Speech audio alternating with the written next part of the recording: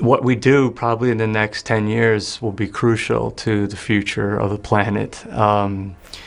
And this is only going to become more and more evident to us. And do you think there's like a really urgent parallel here with the climate crisis going on right now? You know, the waters and the earth being polluted. I think the world should consider my president as public enemy #1 at this point. He bankrupted casinos. Who even does that? That's just one of the brutal shots Mark Ruffalo fired at Trump during what was supposed to be a regular interview. The moment Ruffalo started talking, everyone in the room knew something historic was happening. This wasn't just another celebrity bashing Trump. This was a calculated, fact-filled demolition that exposed Trump's environmental destruction, his ego problems, and why he can't handle being criticized by Hollywood. Stick around to see how Trump's attempt to clap back actually proved everything Ruffalo said was right. Before we move on, I'd like to ask you a small favor. If you appreciate this content, please take a second to like this video and subscribe to the channel. Over 98% of you watch the videos without subscribing. It costs you nothing, but it makes a huge difference to us. So, did you click the subscribe button? Great, thank you so much. Now back to the video. When Bruce Banner transforms into the Hulk, it's anger that triggers the change. For Mark Ruffalo, it was something even more powerful. Watching 4 years of environmental destruction unfold under Trump's administration, the Marvel actor didn't just casually criticize the president, he went nuclear, declaring Trump public enemy #1 during an interview that left viewers stunned at his passionate takedown. Unlike many Hollywood types who toss out vague political opinions between sips of kombucha, Ruffalo came loaded with specifics. He wasn't here to play. The actor highlighted how the next decade is make or break for our planet's future, creating a sense of urgency that made his rage completely justified. This wasn't some snowflake celebrity meltdown. This was a concerned citizen who happened to be famous, pointing out genuine threats to our collective well-being. This is crazy, and this fight is still going on, right? This isn't something historical. This class of chemicals is still unregulated. It sounds so dramatic when you say it, that we have been poisoned, but that fact that comes up in the film, that all of us, 99% of us, me and you sat here now, have this forever chemical, PFOA, in our bodies. Yeah. Even though the biggest health study in human history, 70,000 people, was done on this chemical. It's the most studied chemical in the history of chemicals. Trump spent his presidency quietly dismantling over 100 environmental protections while hoping nobody would notice. Unfortunately for him, the guy who plays the giant green anger monster was paying attention. Ruffalo specifically called out Trump's attacks on water regulations, telling audiences that Trump wants to roll back the regulations that you know what water is. It wasn't just abstract policy talk. Ruffalo made it crystal clear that these rollbacks directly impact the water Americans drink and the air they breathe. What made Ruffalo's comments so effective wasn't just their content, but their delivery. The actor channeled what the source described as pure, unfiltered rage. Not the manufactured outrage you often see from celebrities trying to score progressive points, but genuine fury built from years of watching environmental safeguards get shredded for corporate profit. The only reason we don't is because we didn't know what was happening. But now we do. And thanks to Rob a lot and this beautiful community of people who fought for 20 years, it's definitively linked to 7 different major diseases, testicular cancer and kidney cancer. We still don't have any regulations to get justice and to have their story told. We were able to make Dark Waters and able to tell the rest of the world what every major publication in the world should have done 10 years ago. While most celebrity political statements get eye rolls from half the country, Ruffalo's approach was harder to dismiss. He didn't just emote, he enumerated specific policy changes with the precision of someone who had actually done their homework. His criticism of Trump's withdrawal from the Paris Climate Agreement wasn't framed as abstract international relations, but as a concrete betrayal of American citizens and future generations who'll inherit whatever climate mess we leave behind. Perhaps most devastating was how Ruffalo connected these environmental rollbacks to Trump's character defects. The policies weren't just wrong, they were symptomatic of a president who cared more about pleasing corporate donors than protecting public health. This wasn't distant political analysis, it was personal. Ruffalo's takedown hit differently because he framed environmental destruction as a moral failure, not just a policy disagreement. Well, when I read it in the New York Times Magazine, I was so blown away by it, by the depth and the scope of it. At that time, I was looking for stuff to produce, and this really sat well within my activism and political work and environmental work, I couldn't believe that I wasn't reading about it on the cover of the New York Times, that it wasn't on the cover of every major publication in the world. The actor's position as a Marvel superhero gave his message rocket boosters. When most people talk climate policy, eyes glaze over. When the Hulk talks climate policy, people listen. Ruffalo's dual identity as both blockbuster star and relentless activist meant his message reached demographics typically insulated from environmental discourse. Teenagers who couldn't name their local representatives know exactly who Mark Ruffalo is, and his words carry weight in cultural spaces politicians can't access. As his comments gained momentum, you could see the audience reaction shifting from typical celebrity political speech skepticism to genuine engagement. According to sources, Ruffalo was channeling the collective frustration of a nation with his raw, unfiltered truth. His criticism built layer by layer, fueled by years of pent-up frustration, mirroring what millions of Americans felt but lacked the platform to express. The real bombshell came when Ruffalo directed his attention to specific environmental protections Trump had gutted. Beyond the Paris Agreement withdrawal, Ruffalo highlighted Trump's assault on clean water regulations, protections that prevented corporations from treating America's waterways like their personal toilet. These weren't abstract concepts, but vital safeguards against pollution that directly impacts public health. Obviously, America, the most powerful country in the world, should be leading this fight, but your president is not a believer in climate crisis. How do you feel about this? It could have a profound impact and could teach people that they've been poisoned and were completely left out of the decision of that poisoning. I realized also like how powerful films are for getting out information if you can make it good and entertaining and moving. Trump's administration quietly slashed protections for national monuments as well, opening previously protected lands to drilling, mining, and development. Ruffalo exposed these moves for what they were, selling out America's natural heritage to the highest corporate bidder. The actor framed these decisions not as routine policy changes, but as unprecedented attacks on resources that belong to all Americans. What ultimately made Ruffalo's takedown so devastating was how he connected Trump's environmental vandalism to the president's massive ego. According to Ruffalo, these weren't just misguided policies, they were extensions of Trump's personal flaws, his short-term thinking, his need for constant validation from business cronies, and his complete disregard for future generations who will deal with the consequences of his action. But Ruffalo wasn't just taking aim at Trump's environmental record. He went straight for the jugular by attacking the one thing Trump values more than his own children, his reputation as a business genius. He somehow managed to bankrupt a casino twice, Ruffalo pointed out, with the kind of deadpan delivery that makes you wonder how anyone could mess up a business where customers literally hand over their money expecting to lose it. Think about it. Casinos are literally designed to make money. The house always wins. It's like failing at selling umbrellas during a hurricane or messing up a lemonade stand in the Sahara. Yet somehow Trump managed to bankrupt not one, not two, but 3 casinos. Trump Taj Mahal, Trump Plaza, and Trump's Castle. These financial disasters in 1991, 1992, and 2004 show exactly why Trump was never the business genius he claimed to be on The Apprentice.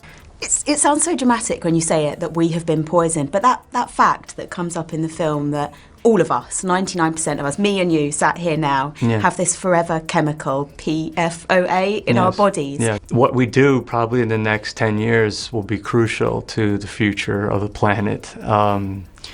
And this is only going to become more and more evident to us to get justice and to have their story told.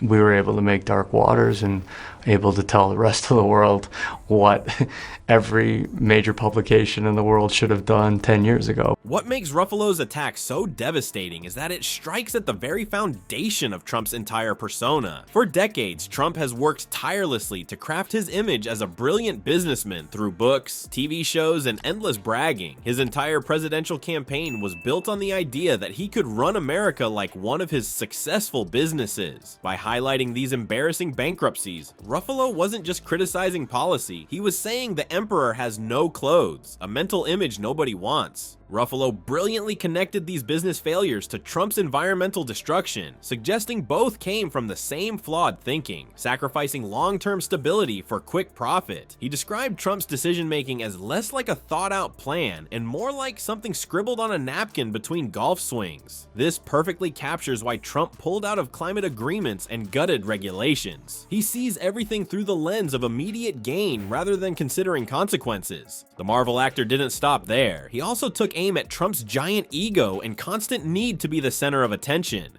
The ego, the sheer unrelenting need for attention. Every moment, every event, every national crisis somehow had to be about him. Ruffalo observed, "Remember those bizarre COVID press conferences? Or the paper towel throwing in Puerto Rico? These weren't just bad optics. They were symptoms of a president who couldn't help making every tragedy about himself." This criticism of Trump's self-absorption struck a chord with people across the political spectrum. Even many conservatives were exhausted by the constant drama. Nobody wants a president who turns pandemic briefings into personal pep rallies or uses natural disasters as photo ops. By pointing this out, Ruffalo wasn't just speaking to liberals. He was expressing a frustration felt by millions of Americans tired of a president who acts like a toddler demanding attention during a funeral. The internet's response to Ruffalo's takedown was swift and brutal. Social media exploded with memes that absolutely annihilated Trump with memes, jokes, and enough roasting to put a summer BBQ to shame. My personal favorite was a side-by-side of Trump stomping away from an interview next to the Hulk, smashing through a wall with the caption, "You won't like me when I'm angry." For a man obsessed with his public image, this wave of mockery was like kryptonite to Superman, except Trump is more like Bizarro Superman with bad hair. What makes celebrity criticism especially painful for Trump is his lifelong desperation to be accepted by Hollywood and the entertainment elite. Despite hosting The Apprentice and making cameos in movies, Trump spent years trying to wage war on Hollywood, but was never fully embraced by the industry. He's like the kid pressing his face against the window of the cool kid's party, desperate to be invited inside. This rejection makes criticism from someone like Ruffalo, a respected A-list actor, particularly devastating. Trump's attempts to gain celebrity approval have always been painfully obvious, from his WWE appearances to his star on the Hollywood Walk of Fame. But despite all his efforts, Hollywood largely viewed him as a joke even before he entered politics. When Ruffalo attacked, he wasn't just speaking as an environmentalist or a political activist. He was speaking as a member of an exclusive club that had always rejected Trump. That's the kind of rejection that keeps Trump awake at 3 a.m., rage tweeting into the void. For a man who claims to be tough as nails, Trump sure melts faster than ice cream on a hot summer day when celebrities criticize him. His reaction to Ruffalo wasn't just another presidential tantrum, it was a masterclass in how not to respond to criticism, complete with all-caps screaming and conspiracy theories that would make even QAnon followers raise an eyebrow. That brief moment of unusual silence after Ruffalo's takedown, it wasn't Trump being speechless, it was just him taking a deep breath before the inevitable explosion. When the dam finally broke, what came flooding out was exactly what anyone familiar with Trump's fragile ego would expect. A raging torrent of capital letters and exclamation points that proved Ruffalo's point better than Ruffalo himself ever could. The president's fingers must have been smoking as he pounded out his response, calling Ruffalo a failing actor with no real talent, which is a weird flex considering Ruffalo's part in some of the highest grossing films of all time. But hey, when you're backed into a corner, you grab whatever insult is within reach, right? Trump even went full tinfoil hat, suggesting Ruffalo was nothing but a puppet of the deep state. Because obviously, the only reason anyone would criticize the perfect presidency of Donald J. Trump is because they're being controlled by shadowy government operatives. Makes perfect sense. What's particularly telling isn't what Trump said, but what he didn't say. Notice how his Twitter tirade completely sidestepped every single environmental concern Ruffalo raised. Not a word about water regulations, climate agreements, or national monuments. Nope,